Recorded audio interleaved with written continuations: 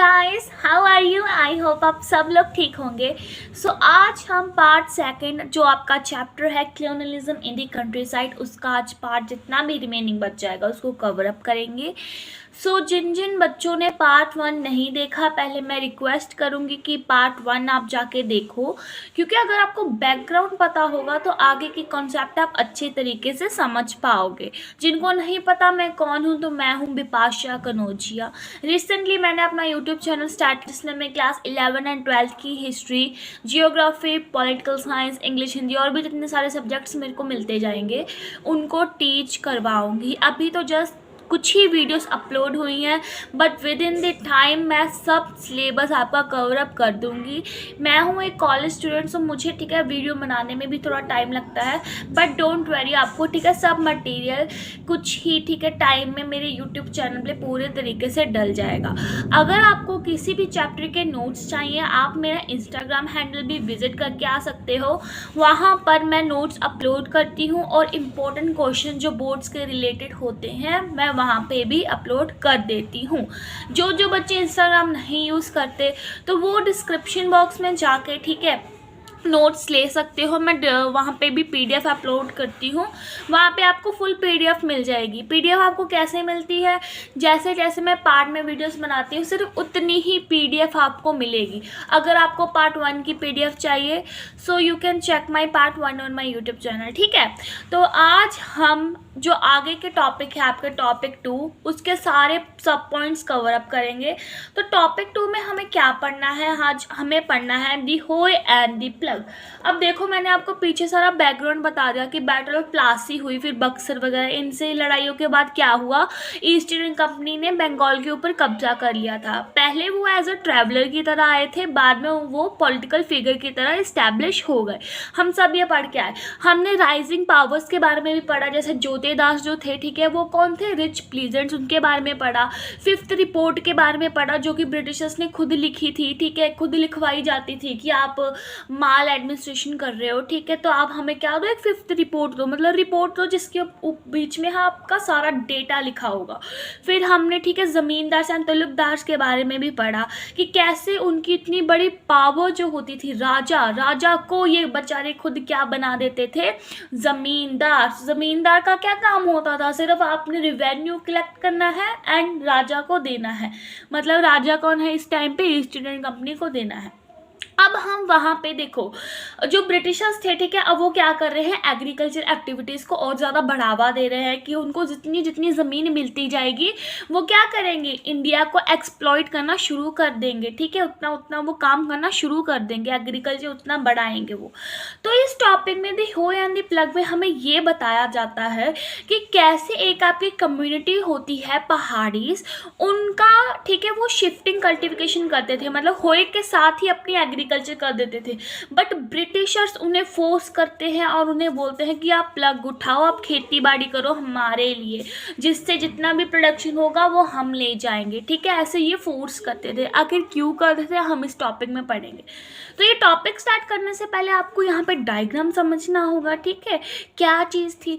देखो, यहाँ पे एक कम्युनिटीज़ थी पहाड़ी, जैसे मैंने अभी आपको बताई, वो ना होय के साथ, होय ये होता है कुल्हाड़ी, ठीक है, जैसे घर में होती है सभी के कुल्हाड़ी, उनसे वो अपनी शिफ्टिंग एग्रीकल्चर किया करते थे। अब शिफ्टिंग एग्रीकल्चर में क्या होता है? शिफ्टिंग एग्रीकल्चर बेसिकली वो एग्रीकल्चर होती है जहाँ पे हम एक जगह से दूसरी जगह शिफ्ट होते रहते हैं। फॉर एग्जांपल, एक जगह मैंने यहाँ पे खेती बाड़ी की, अब उस ज़मीन को मैंने जला दिया, तो वो क्या हो जाएगी? उसके एशेज़ के होंगे, उसमें पोटेशियम ज़्यादा होता है, तो वो फर्टाइल लैंड होने के लिए वो छोड़ दूँगी मैं बाद में, ठीक है।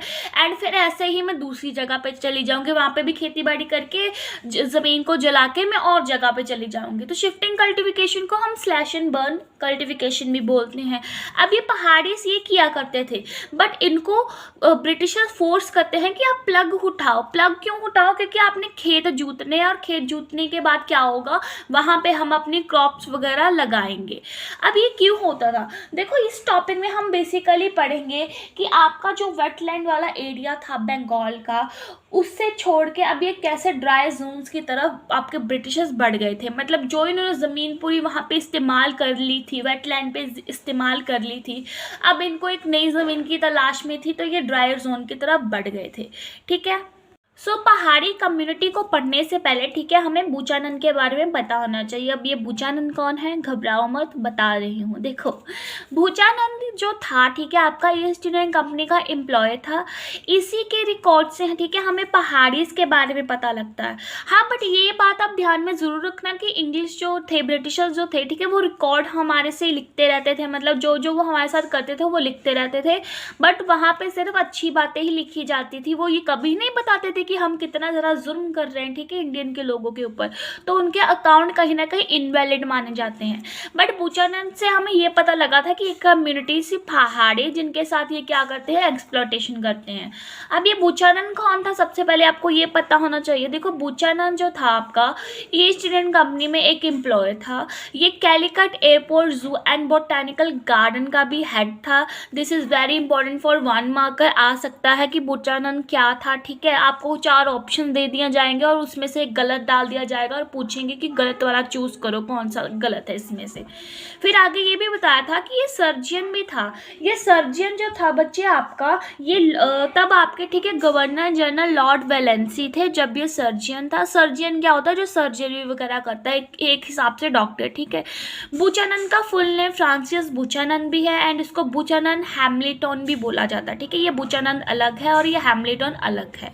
तो टॉपिक स्टार्ट करने से पहले ठीक है मैं आपको ये भी बता दूं कि एक टाइम क्या होता है, ये जो बुचानन होता है ना ये पहाड़ीज के एरिया में जाता है, मतलब राजमहल हिल के पास में जाता है एंड वहाँ पे ये देखता है कि ये लोग बहुत ज़्यादा गुस्सेखोर हैं, मतलब ऐसे देख रहे हैं काटने को खा ही जाएंगे हमें, मतलब ऐसे देख रहे हैं हमें।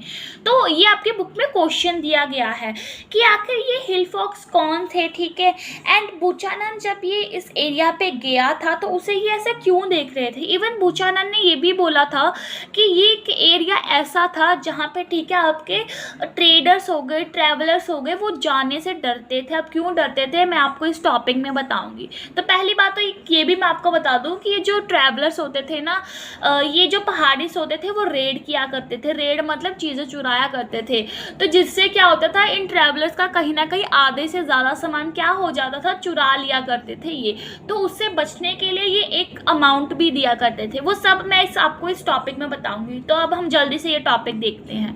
ये हमारे पास टॉपिक है topic 2.1 in the hills of Rajmahal. देखो हिल्स ऑफ राजमहल मतलब राजमहल की जो पहाड़ियाँ थी वहाँ पे एक कम्युनिटी रहती थी पहाड़ीज ठीक है, पहाड़ीज बोला जाता था उनको। इन पहाड़ीज के बारे में हमें कैसे पता, एक तो बुचानन के अकाउंट से उनके बारे में पता लगा और एक हमारे जो रिवेन्यू रिकॉर्ड्स होते थे जो ब्रिटिशर्स लिखा करते थे 18th सेंचुरी के टाइम पीरियड में, उन्होंने एक हिलफॉल कम्युनिटी के बारे में मेंशन किया था जिसका क्या नाम था, पहाड़ीज।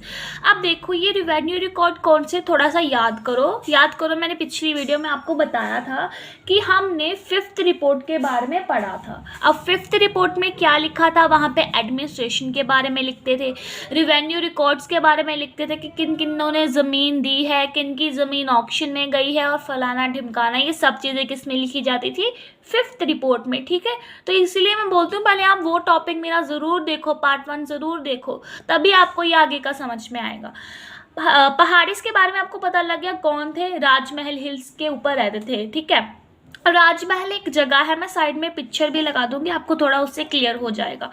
ये जो थे ठीक है राजमहल हिल्स के ऊपर रहते थे। अब देखो आगे ऐसा भी बताया जाता था कि अपनी पूरी ठीक है जो लाइफ होती थी इनकी फॉरेस्ट के ऊपर ही डिपेंड होती थी। क्यों, क्योंकि ये पहाड़ीज थे, फॉरेस्ट में रहते थे, राजमहल हिल के पास में रहते थे। सब्सिस्टिंग क्या होता है कि अपने गुजारा करने के लिए जो चीज़ें लेते हैं, सब्सिस्टेंस करते हैं, जो चीज़ें लेते हैं ठीक है, ये फॉरेस्ट से ही लिया करते थे। एंड शिफ्टिंग कल्टिविकेशन किया करते थे। शिफ्टिंग कल्टिविकेशन को स्लैश एंड बर्न कल्टिविकेशन भी बोला जाता है। क्या होता है शिफ्टिंग कल्टिविकेशन में, एक ठीक है आपके पास लैंड है, उसके ऊपर ये कल्टीवेट करेंगे, कल्टीवेट जैसे ही हो जाती है वो एग्रीकल्चर एरिया, उसको बाद में जला देते हैं एंड उसके जो एशेस के अंदर जो पोटेशियम होता है उससे और लैंड फर्टाइल हो जाती है, फिर ये मूव ऑन होता है दूसरी लैंड के ऊपर ठीक है। इसको ही क्या बोला जाता है, शिफ्टिंग कल्टिविकेशन। जो पहाड़ीज थे ना आपके, वो इस शिफ्टिंग कल्टिविकेशन की हेल्प से वेराइटीज ऑफ पल्सेस, मिलेट्स वगैरह भी उगाया करते थे ठीक है, और उनको कंज्यूम किया करते थे बाद में। नहीं, ठीक है, लैंड को स्क्रैचर भी किया करते थे। लैंड को स्क्रैचर मतलब उसको ऐसे खोदा करते थे एंड वहाँ पे होए के साथ ही कल्टिवेट किया करते थे पूरी लैंड को, ठीक है। आगे हमें ये भी बताया गया था, ये फॉरेस्ट है, ठीक है। महुआ, महुआ क्या होता है, आपका एक फ्लावर होता है जिसे आप खा सकते हो, ठीक है, उसको महुआ बोला जाता था। फूड के लिए ये इस्तेमाल करते थे, सिल्क कोक्वेंस यूज़ करते थे, वुड यूज़ करते थे फॉर चारकोल प्रोडक्शन के बारे में। तो बेसिकली यहाँ पे हमें क्या पढ़ने को मिल रहा है, यहाँ पे हमें पहाड़िस की लाइफ के बारे में पता लग रहा है। ये जो पहाड़िस थे वो हटमेंट्स में रहा करते थे, ठीक है, and shades of mango tree के ऊपर आराम किया करते थे, मतलब मैंगो ट्री की जो छाएं होती थी, ठीक है, उसके नीचे आराम किया करते थे एंड अपनी खुशहाली भरी जिंदगी व्यतीत किया करते थे। तो अभी हमें ये टॉपिक पढ़ के क्या पता लगा कि जो आपके पहाड़िस थे वो कहीं ना कहीं हंटर्स थे, फूड गैदरर्स थे। फूड गैदरर्स कौन होता है, जो फॉरेस्ट से, ठीक है, चीज़ें गैदर किया करते हैं, चीज़ें लिया करते हैं।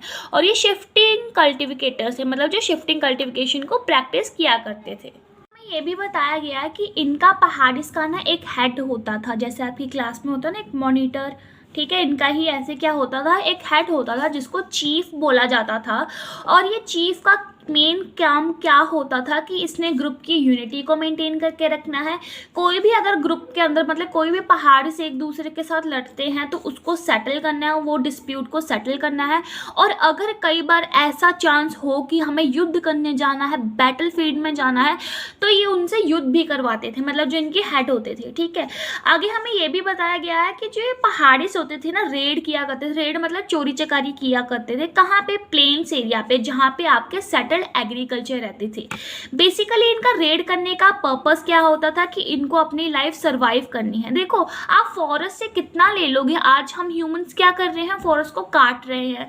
तो कहीं ना कहीं इनका रेड करना भी बहुत ज़्यादा ज़रूरी होता था अगर इनको जिंदा रहना है। तो ये भी बताया गया था कि जो ज़मींदार, इवन जो आपके ट्रेडर्स होते थे ना, वो इन चीफ को, ठीक है, एक स्मॉल अमाउंट दिया करते थे। ये स्मॉल अमाउंट मतलब पैसे वगैरह या फिर कुछ खाने पीने की चीज़ें दिया करते थे। बुक में तो इतना क्लियर मेंशन नहीं है कि वो कौन सी चीज़ें देते थे, बट यहाँ पे ये बताया गया है कि ज़मींदार एंड जो ट्रेडर्स होते थे ना, इनको कुछ ना कुछ चीफ को देना पड़ता होता था। क्यों देना पड़ता था, ताकि उनका जो भी सामान है, उनके गुड्स या फिर जो भी थिंग्स है उनकी, ठीक है, उनको लूटा ना जाए, क्योंकि ये रेड किया करते थे अपने सर्वाइवल के लिए। तो एक तरीके से उनको प्रोटेक्शन भी मिल जाए और उनको उनका जो सामान हो उनको लूटा ना जाए। इसलिए जो आपके ज़मींदार एंड ट्रेडर्स होते थे ना, वो इन चीफ को, ठीक है, कुछ क्या बोलते हैं, अमाउंट दिया करते थे। और ये जो हिल चीफ होता था ना, बाद में पूरी उसकी रिस्पॉन्सिबिलिटी लेता था कि भाई मेरे बंदे तेरा कुछ नहीं सामान छीनने वाले, ठीक है, ये चीज़ बताई गई थी। अब देखो 18th सेंचुरी के बाद का, मतलब 18th सेंचुरी के पहले का जितना भी टाइम पीरियड था ना, उसमें बेचारे अपने पहाड़ी खुशहाली से, ठीक है, एकदम नाच गाना गा रहे थे। आप ऐसे समझो कि मतलब आपका जो बचपन का टाइम होता है वो कितना फ्री होता ना यार, टेंशन फ्री। जैसे ही आप 10th में आते हो तब बोर्ड्स का प्रेशर हो जाता है, फिर 12th में आते हो फिर एक प्रेशर होता है कि यार फिर से बोर्ड आ गए, इसको क्लियर करना है। ऐसे जो आपके पहाड़ी थे ना 18th सेंचुरी के पहले, तो वो अपनी लाइफ इतनी ज़्यादा अच्छे से जी रहे थे, बट जैसे ही 18th सेंचुरी आती है उनकी लाइफ क्या हो जाती है, चेंज हो जाती है। अब देखो ब्रिटिशर्स यहाँ पे भी अपनी टांग फंसाने के लिए आ गए। ये बेचारे कहीं किसी को भी जीने नहीं देते थे, ये इतने गंदे होते थे। क्या करते थे ये ब्रिटिशर्स, अब इनसे नेगोशिएशन करने लग गए, ठीक है, मतलब इनको बोलने लग गए कि आप, ठीक है, आप जहाँ पे रहते हो हमें क्या करना है, वहाँ पे एग्रीकल्चर करना है एंड अपनी एग्रीकल्चर प्रोडक्शन को इंक्रीज करना है। तो आप हमें अपनी लैंड दे दो, ठीक है, हम क्या करेंगे, एग्रीकल्चर करवाएंगे आपसे, ये चीज़। बट वो जो नेगोशिएशन होती है ना, वो फ्रेगाइल हो जाती है, मतलब इजीली ब्रोक आउट हो जाती है, कोई उस चीज़ को नहीं मानता। ये इन्होंने नेगोशिएशन इसलिए ही की थी ताकि ये एग्रीकल्चर सेटलमेंट जो है आपका ईस्टर्न इंडिया की साइड पे, उसको बहुत ज़्यादा इंक्रीज कर पाए, ठीक है। इवन जो ब्रिटिशर्स होते थे उन्होंने बहुत ज़्यादा एनकरेज किया कि फॉरेस्ट को जितना हो सके उतना काटो एग्रीकल्चर पर्पस के लिए। इवन जो ब्रिटिशर्स होते थे वो ज़मींदार्स एंड जोतेदार्स को, ठीक है, ऑर्डर देते थे कि जितनी भी अनकल्टिवेटेड लैंड है, मतलब जितनी भी ऐसी लैंड आपको जहाँ पे दिख रही है जहाँ पे एग्रीकल्चर नहीं हुआ और ना हो रहा है, उसको, ठीक है, आप फर्टाइल लैंड में कन्वर्ट करो एंड वहाँ पे अपनी एग्रीकल्चर कल्टिवेशन की जितनी भी एक्टिविटी है उनको इंक्रीज करो। इसीलिए जोतेदार ज़मींदार क्या करते थे, ये एग्रीकल्चर लैंड को सर्च करते थे कि कहाँ पे वो जाके मिली। और ये एग्रीकल्चर इन्हें पहाड़ीस में मिल जाती है, मतलब ये खेती बाड़ी की ज़मीनें जो थी वो पहाड़ीस में मिल जाती है। अब पहाड़ीस क्या करते थे, शिफ्टिंग कल्टिवेशन करते थे, मतलब एक जगह कल्टिवेशन की, बाद में ये कहीं और शिफ्ट हो गए, तो जो पीछे का एरिया था वो तो खाली रह गया ना। तो उस टाइम पे उस ज़मीन के ऊपर एग्रीकल्चर करने के लिए ये लैंड ढूंढते थे। अगर ये बात थी कि इन्होंने ये तो मानी नहीं थी, ये बेसिकली ब्रिटिशर्स को नहीं बुलाते थे क्योंकि ये अपने काम में व्यस्त थे, बट ब्रिटिशर्स इनको क्या बोलते हैं बाद में, सैवेज अनरूली वाइल्ड लाइनस, ठीक है, वाइल्ड लाइन्स। अब सैवेज का मतलब होता है जिसको रहने की तमीज़ नहीं है, अनरूली जो डिसिप्लिन तरीके से नहीं चलता, वाइल्ड लाइन्स जो जानवर तरीक़ों से रहते हैं आदमी, ये ठीक है, पहाड़ीज को ऐसे बुलाते थे। अब ब्रिटिशर्स ने ये सोच लिया था कि ये जो शिफ्टिंग कल्टिवेशन कर रहे हैं ना, हम इन्हें सेटल्ड एग्रीकल्चर में बदल देंगे। सेटल एग्रीकल्चर मतलब क्या, कि आपके पास एक ज़मीन होगी, बस आपने वहीं पे ठीक है एग्रीकल्चर करना है, एक ज़मीन को छोड़ के कहीं और ज़मीन के पास एग्रीकल्चर नहीं करना, ठीक है। तो इनको ये ऐसे बुला देते कि ये जानवर हैं लोग, ठीक है, इनको हम तमीज़ सिखाएंगे कि कैसे खेती की जाती है, कैसे एग्रीकल्चर प्रोडक्शन इंक्रीज़ होता है। इनके जितने भी होए हैं ना, मतलब होए वो जो आपकी कुल्हाड़ी थी उनको छोड़ो और जल्दी से आप प्लग मतलब पकड़ो, इनको प्लग थमाए जाते थे, इनको बोला जाता था कि आप पकड़ो और एग्रीकल्चर एक्टिविटीज़ करो। बट ये सब इतना इनको मनाना पहाड़ीज को एग्रीकल्चर एक्टिविटी के लिए इतना ज़्यादा इजी नहीं था, वो हम आगे देखेंगे।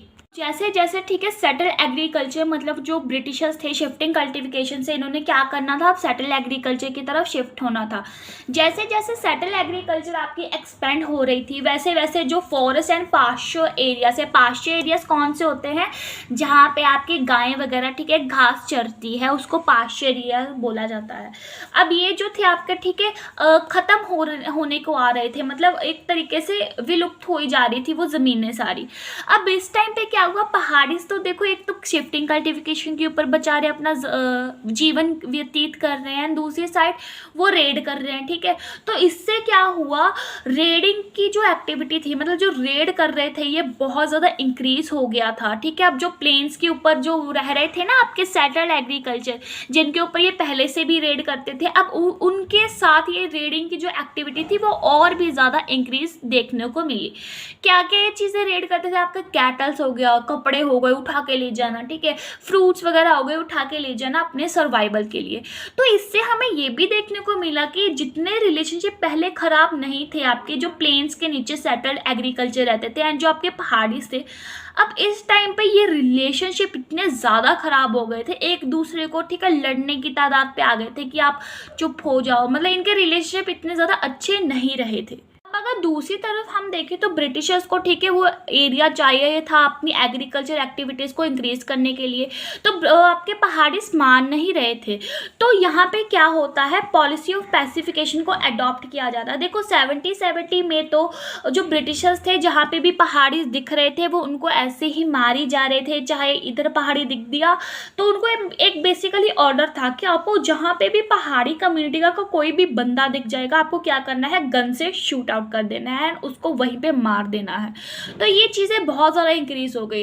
तो फाइनली 70-80 में अगस्टिन क्लेवलैंड, ये कौन थे, it is very important for 1 mark also, ये आपके कलेक्टर थे भगलपुर के, ठीक है।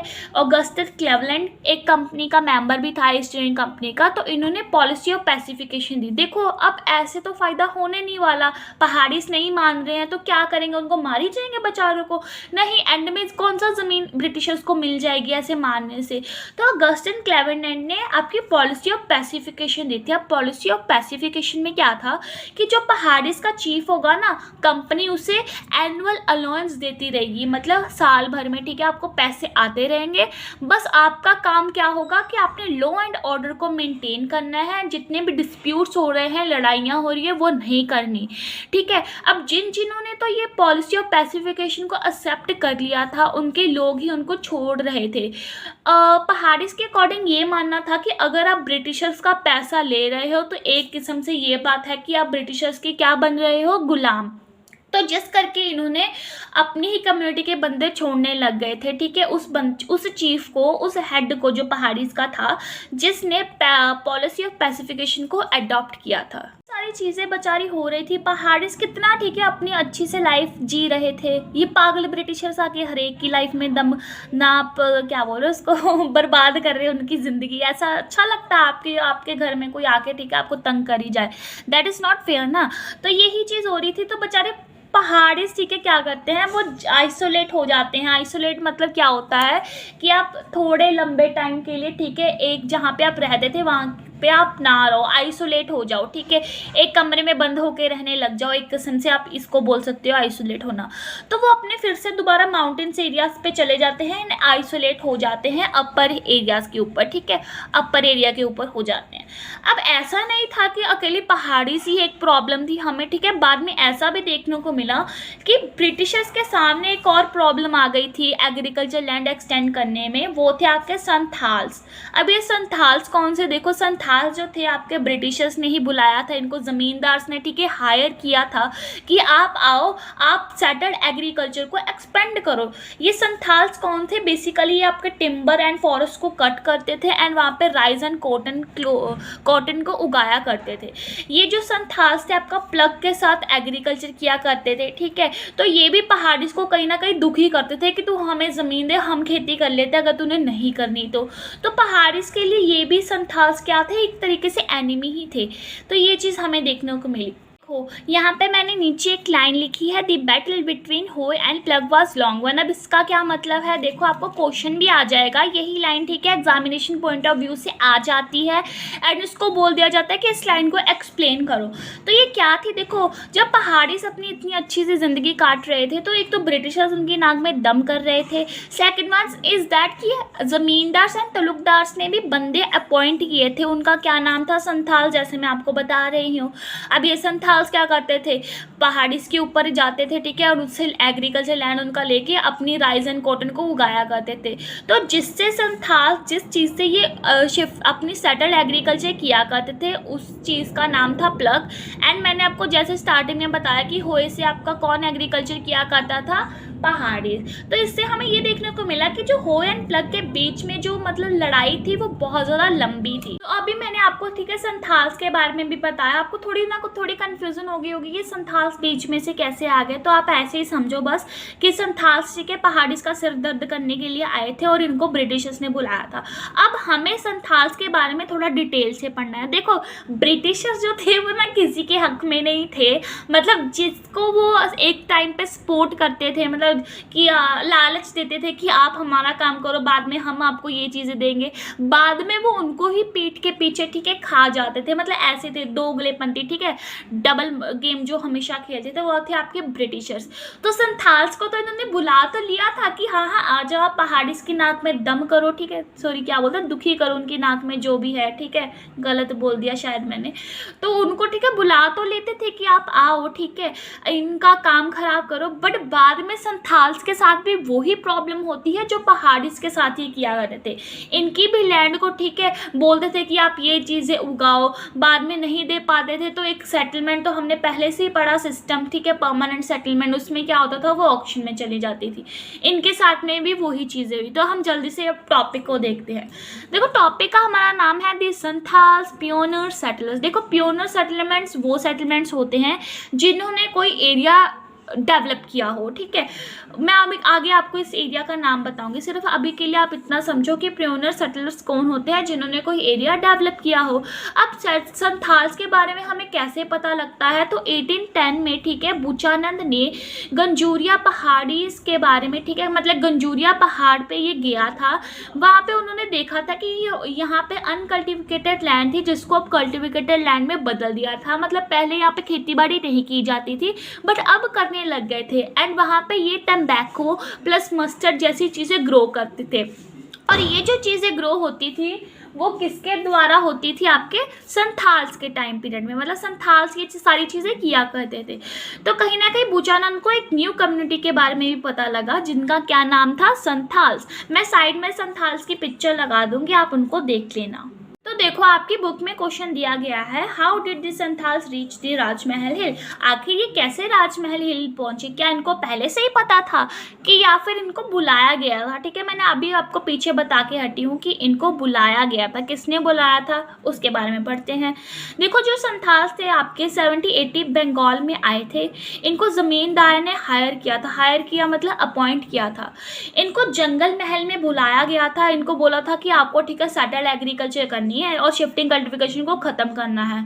सीधे इस बातों में अगर मैं आपको बात बताऊं तो यही बात थी कि पहाड़िस का काम आपने पूरी तरीके से ख़त्म करना है एंड उनकी जो अनकल्टिवेटेड लैंड रह जाती है उसको शिफ्टिंग कल्टिवेशन में बदल देना है।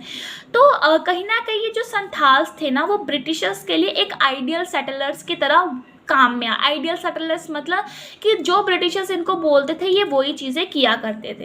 अब 1832 में क्या होता है, ब्रिटिशर्स इनके लिए एक एरिया बना देते हैं, डेमोक्रेट मतलब एक एरिया बना देते हैं जिसका नेम था दामीने खो। ठीक है, ये दामीने खो क्या है, it is very important for 1 marker. देखो जो मैं आपको बताती हूँ ना वो एक्सपीरियंस के साथ बताती हूँ, मैंने खुद ये पेपर सॉल्व किए थे। ठीक है, तभी मैं आपको बताती हूँ कि ये इंपॉर्टेंट है, आप नोट डाउन कर लो। जब भी आप मेरी वीडियो देखते हो तो प्लीज़ एक ठीक है पेन और कॉपी अपने पास रखा करो ताकि इंपॉर्टेंट चीज़ें आप नोट डाउन कर लो।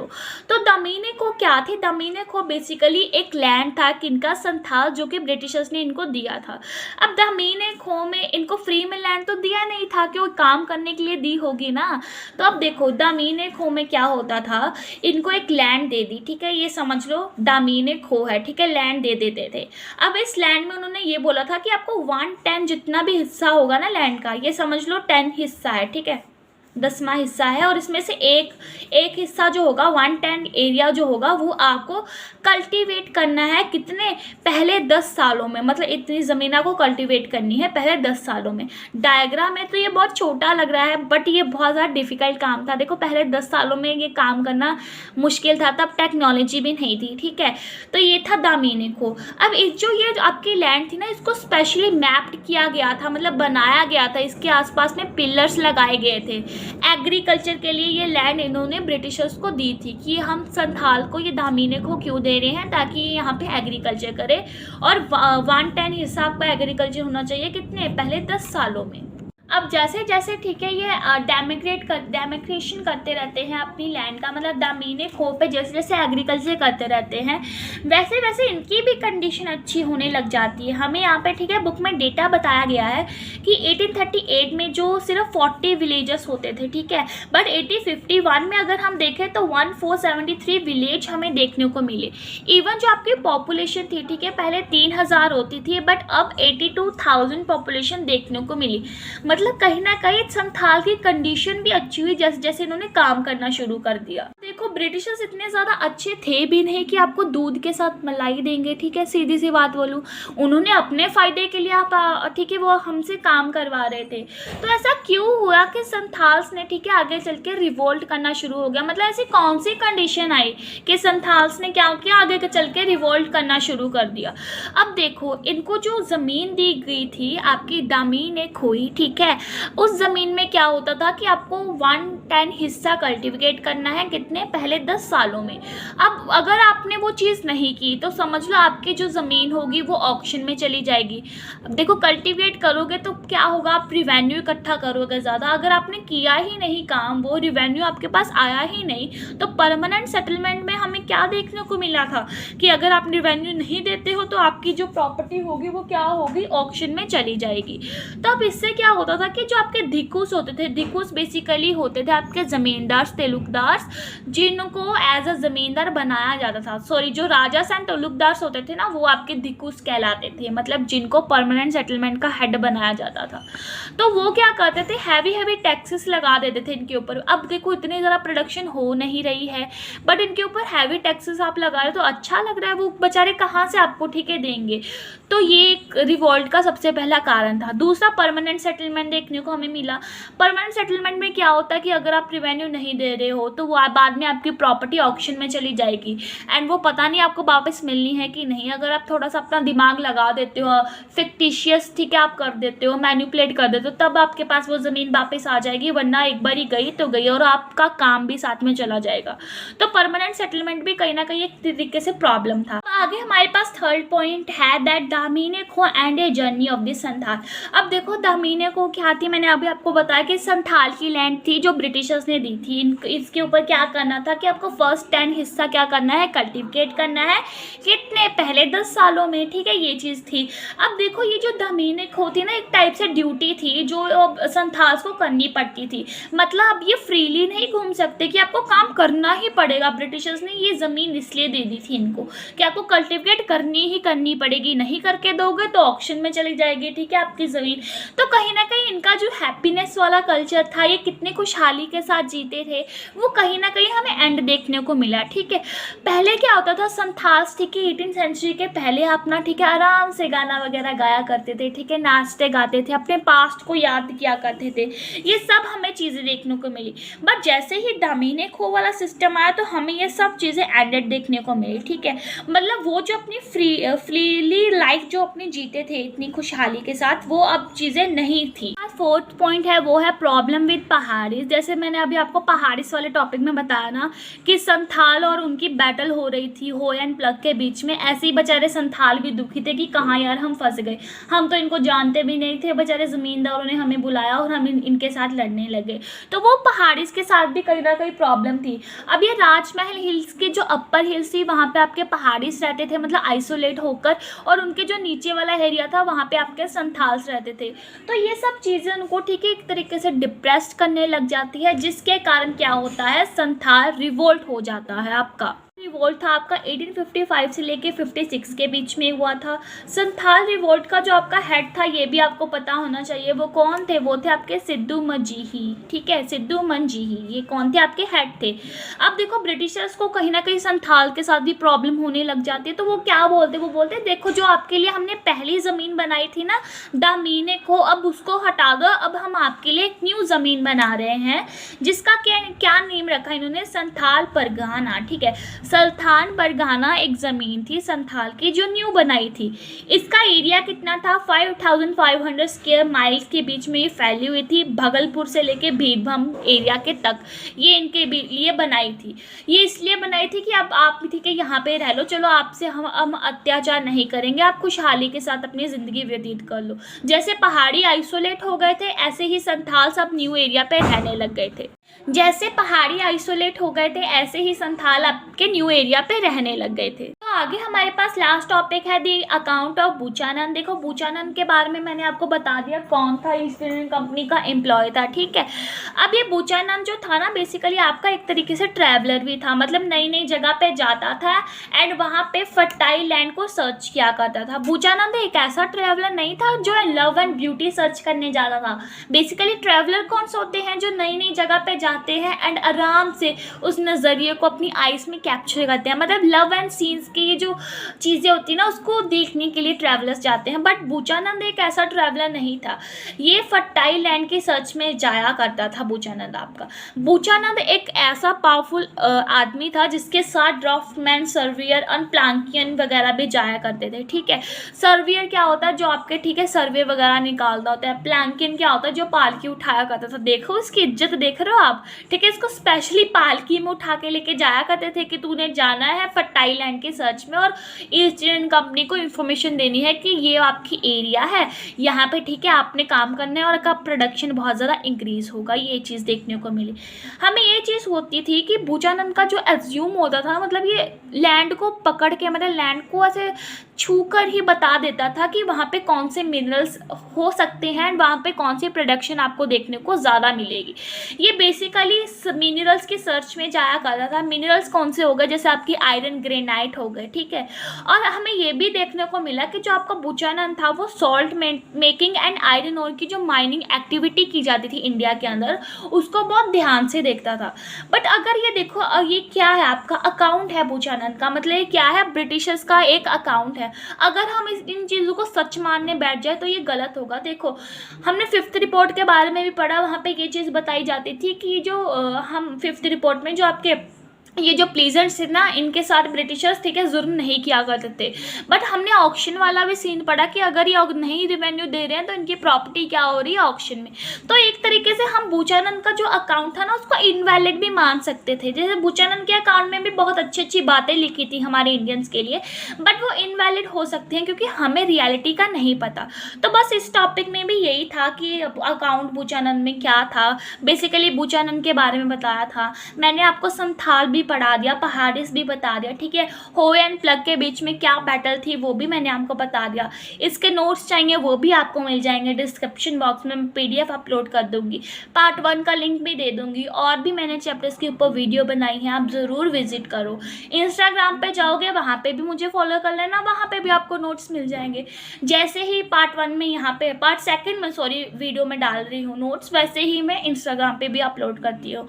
और हाँ, अगर आपको मेरा वर्क अच्छा लगता है तो प्लीज़ से जितना हो सके उतना शेयर किया करो ताकि दूसरी जनरेशन को भी फ़ायदा मिले। देखो, शेयर करने से आपके मार्क्स डिक्रीज नहीं होंगे, अगर आपके मार्क्स अच्छे आने हैं तो आ ही जाएंगे। इसी के साथ मैं थर्ड पार्ट भी इसका जल्दी ही लेके आऊँगी। तब तक के लिए बाय बाय।